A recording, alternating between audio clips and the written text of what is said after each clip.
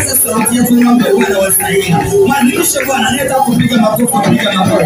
Chapia Bwana makofi ukiwa na Mungu. Ukiwa na mwambie Bwana wastahili. Mtukuze Bwana kwa kinywa chako. Mtukuze Bwana kwa moyo wako. Mtukuze Bwana, toa sauti yako. Bwana amekutoa mbali. Alipokutoa ni mbali. Kuna wengi tulianza nao mwaka huu, lakini sasa hivi tuko nao tena. Kuna wengi tulizaliwa nao. Kuna wengi ni rika zetu. Kuna wengi tulikuwa nao. Kuna wengi tulisoma nao. Kuna wengi tulifanya biashara nao, lakini hawapo tena. Wewe Mungu amekuibali. Wewe Mungu amekupa neema. Wewe Mungu amekupa ushindi. Wewe Mungu amekupa uhai. Wewe mtukuze Bwana kwa kinywa chako. Paza sauti yako, mwambie Bwana wastahili. Mwambie Bwana wastahili. Mwambie Bwana wastahili. Wastahili Bwana Yesu. Wastahili Yesu Kristo. Wastahili Roho Mtakatifu. Wastahili Roho wa Bwana Yesu. Wewe ni Mungu mkubwa.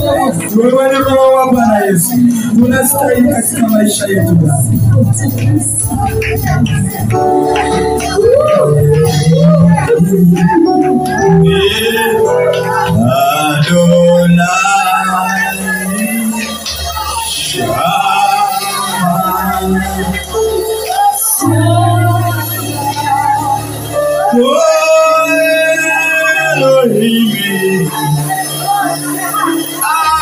Adonai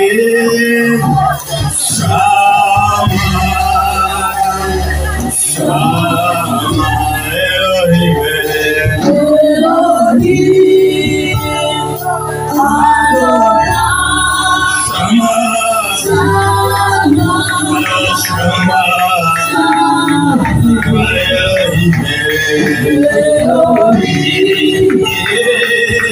Adonai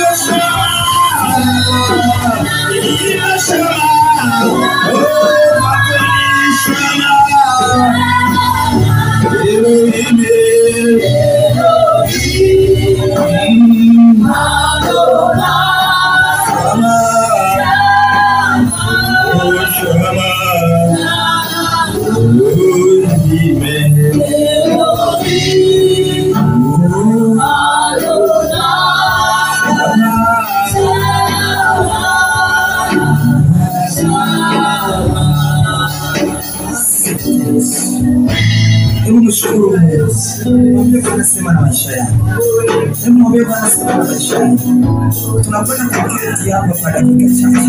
Lakini mwambie Bwana, natamani Bwana asikie sauti yako. Bwana tuhudumie. Bwana tuhudumie. Bwana tuhudumie. Hudumia nafsi yangu. Hudumia roho yangu. Hudumia Bwana. Bwana hudumia.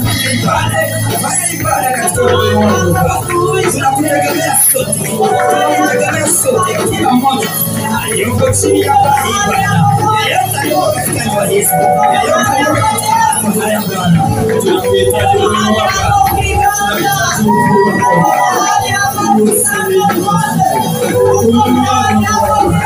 Tunahitaji Mungu hapa.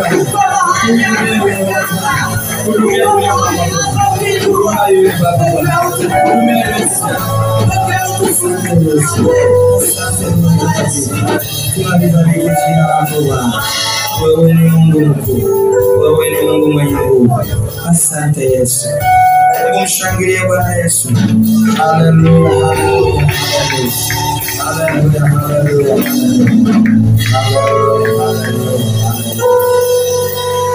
Karibu keti kwenye kiti chako cha muujiza. Karibu keti kwenye kiti chako cha muujiza. Karibu keti kwenye kiti chako cha utukufu. Tuna dakika hizo ambazo Bwana ametukusudia, na hakika kwamba yeye ni mwaminifu. Bwana Yesu asifiwe. Hebu mwangalie jirani yako, mwambie Bwana ni mwema kwangu. Mwambie Bwana ni mwema kwangu. Akikuuliza utajua cha kumjibu. Bwana Yesu asifiwe. Haleluya. Sema nakataa roho ya dhuluma. Sema tena nakataa roho ya dhuluma. Kwa leo somo letu tumebeba kichwa cha kataa roho ya dhuluma. Dhuluma huanzia nafsini kabla haijadhihirika mwilini. Dhuluma ni tendo la unyang'anyifu. Yaani unanyang'anywa haki yako. Kitu ambacho unastahili wewe unapokonywa. Kitu ambacho kilichokuwa cha kwako unaputa tu ghafla. Hakipo. Hapo ndo ujue kama umedhulumiwa. Bwana Yesu asifiwe sana. Sio kama inakuja tu ghafla. Wewe katika ulimwengu wa mwili unaona kama ghafla. Lakini huanzia rohoni. Huanzia nafsini. Dhuluma. Na unakuta kitu kilichosababisha kuchukua hicho kitu chako ama hiyo vitu vyako, sababu zile zilikuwa nje ya uwezo wako.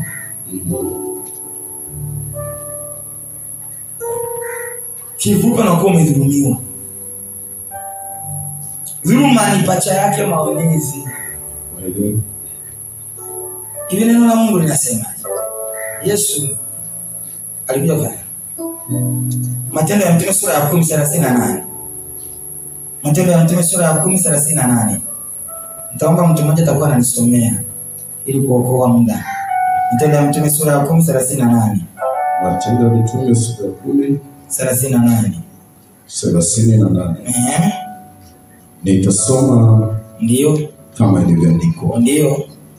Habari za Yesu wa Nazareti. Ndio. Jinsi Mungu alivyomtia mafuta kwa Roho Mtakatifu na nguvu, naye akazunguka huko na huko akitenda kazi njema na kuponya wote walioonewa na ibilisi.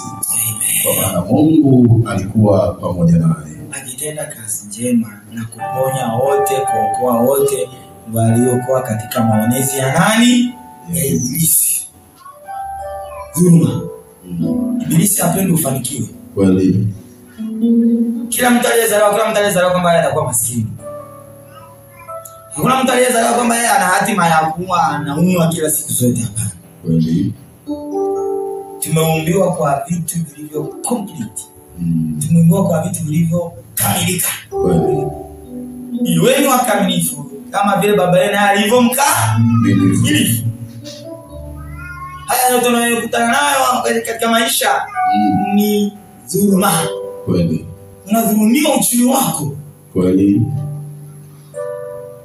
Unadhulumiwa furaha yako. Kweli.